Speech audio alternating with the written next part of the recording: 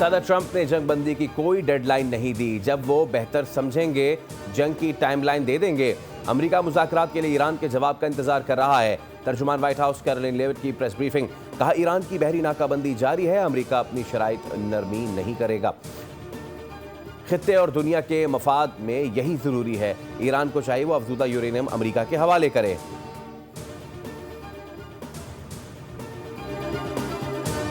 آئندہ 36 سے 72 گھنٹے اہم ہیں، ایران کے ساتھ مذاکرات کا دوسرا دور جمعے کو ہو سکتا ہے۔ امریکی صدر کی نیو یارک پوسٹ سے گفتگو، کہا ایران کے ساتھ مذاکرات کے دوسرے دور کے لیے اچھی خبر ہے، فوج کو ہدایت دی ہے کہ ناکہ بندی جاری رکھے۔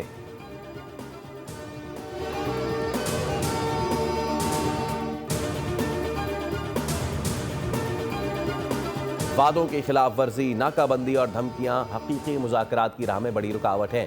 ایرانی صدر مسعود پزشکیان کا ٹویٹ، کہا ایران نے ہمیشہ مذاکرات اور معاہدے کا خیر مقدم کیا ہے اور کرتا رہے گا۔ دنیا آپ کی مسلسل منافقانہ بیان بازی، دعووں اور عمل کے درمیان تضاد کو دیکھ رہی ہے۔ اسپیکر ایرانی پارلیمنٹ باقر غالباف نے کہا کہ جنگ بندی کی کھلی خلاف ورزی کی صورت میں آبنۂ ہرمز دوبارہ کھولنا ناممکن ہے۔ مکمل جنگ بندی اسی صورت قابل قبول ہے جب سمندری ناکہ بندی نہ ہو۔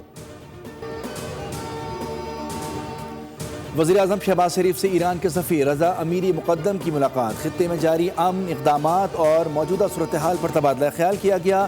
ملاقات میں نائب وزیر اعظم اسحاق ڈار اور طارق فاطمی بھی شریک تھے۔ وزیر اعظم شہباز شریف نے مذاکرات کے دوسرے مرحلے میں ایران کی شمولیت پر زور دیا۔ ایرانی سفیر نے تنازع کے حل کے لیے پاکستان کی سفارتی کوششوں کو سراہا۔ وزیر اعظم نے ایران کے سپریم لیڈر آیت اللہ مجتبیٰ علی خامنائی کے لیے نیک خواہشات کا اظہار کیا۔ ایران امریکہ مذاکرات کے دوسرے دور کی تیاریوں کے لیے وزیر اعظم شہباز شریف کی زیر صدارت اعلیٰ سطح اجلاس، سینئر وزراء اور حکام کی شرکت، جنگ بندی میں توسیع کے بعد کی صورتحال پر غور کیا گیا۔ آبنائے ہرمز میں ایران کی 2 بحری جہازوں پر فائرنگ، دونوں اپنی تحویل میں لے لیے، جبکہ ایک اور بھارتی جہاز کو ہرمز سے گزرنے سے روک دیا گیا۔ غیر ملکی میڈیا کے مطابق پاناما کے جھنڈے والا MSC فرانسسکا اور لائبیریا کے جھنڈے والا ایپامینوڈس ایرانی پاسداران انقلاب کے قبضے میں ہیں۔ دونوں جہاز ایرانی ساحل کی جانب لے جائے جا رہے ہیں۔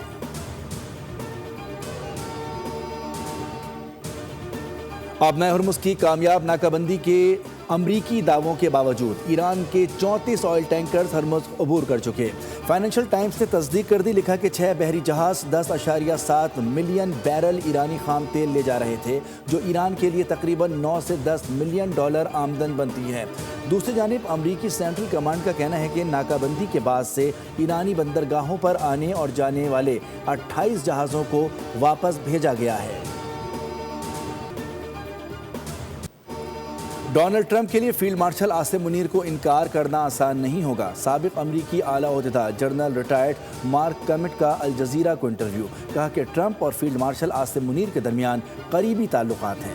پاکستان خطے میں امن کے لیے متحرک اور مثبت کردار ادا کر رہا ہے۔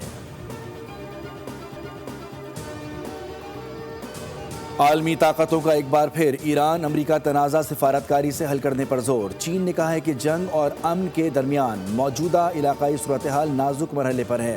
جارحیت کو دوبارہ شروع ہونے سے روکنے کی کوشش سب سے بڑا چیلنج اور ترجیح ہے۔ روسی وزیر خارجہ نے کہا ہے کہ جنگ بندی کو اسی فریم ورک کے اندر برقرار رکھا جائے جو پاکستان کی ثالثی سے طے پایا تھا۔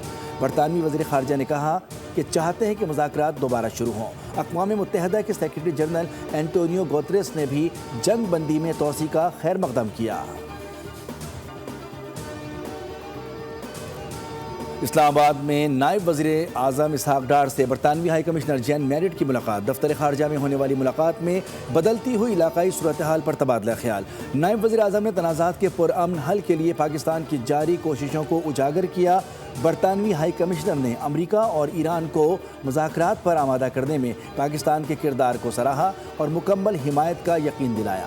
اسحاق ڈار کی ترک وزیر خارجہ خاقان فیدان سے ٹیلی فونک گفتگو، تازہ ترین علاقائی صورتحال پر تبادلہ خیال۔ اسحاق ڈار کا وزیر اعظم اور وفد کی مہمان نوازی پر ترک وزیر خارجہ سے اظہار تشکر۔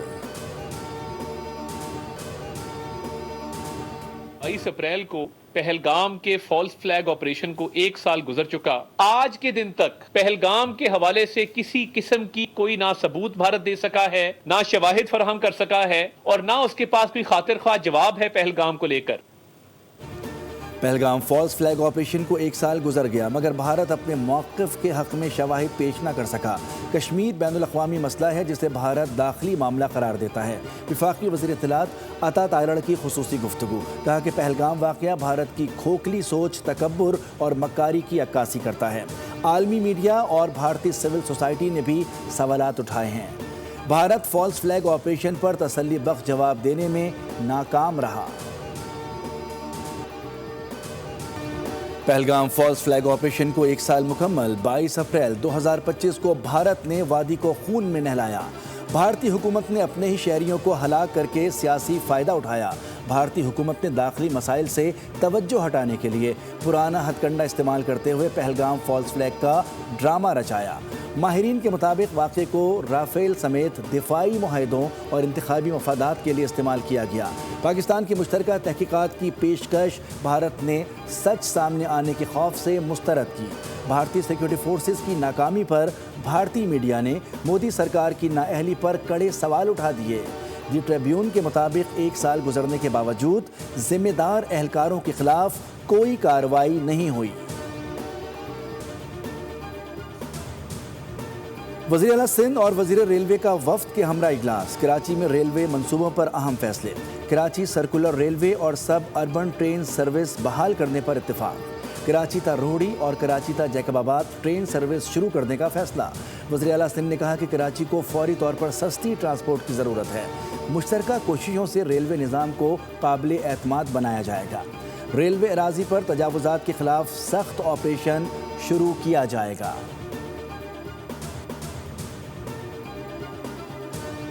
کراچی میں BRT ریڈ لائن منصوبے میں تاخیر پر سندھ حکومت کی بڑی کارروائی. حکومت نے ناقص کارکردگی پر کانٹریکٹ ختم کر دیا. معاملہ سندھ ہائی کورٹ پہنچ گیا. عدالت نے ریڈ لائن کی سائٹ کا وزٹ کرنے کے لیے ناظر مقرر کر دیا. ریمارکس میں کہا کہ ناظر Sindh high court site visit کرے اور وہاں موجود مشینری کی فہرست تیار کر کے پیش کرے. عدالت نے سائٹ فوری ڈی سیل کرنے کی زبانی استدعا مسترد کر دی. عدالت نے درخواست کی مزید سماعت 29 اپریل تک ملتوی کر دی. ریڈ لائن منصوبہ لاٹ 2 کا کانٹریکٹ پاکستانی اور چینی کمپنی کو دیا گیا تھا. کراچی میں سڑکوں پر گڑھوں اور ہیوی ٹریفک نے مزید گھر اجاڑ ڈالے. لانڈی میں داؤد چورنگی کے قریب ٹرک نے بائک کو کچل ڈالا. حادثے میں ماموں کے ساتھ بائک پر جانے والا 7 سالہ بچہ ساتھ جاں بحق ہو گیا. بچے کی کزن کا کہنا ہے کہ ٹرک والا سڑک پر گڑھے سے بچتے ہوئے بائک کو ہٹ کر گیا. منگو پیر میں بھی حادثے میں ایک بچہ جان سے گیا. رواں سال 4 ماہ میں سے کم عرصے میں کراچی کا بے لگام ٹریفک 322 افراد کو موت کی نیند سلا گیا.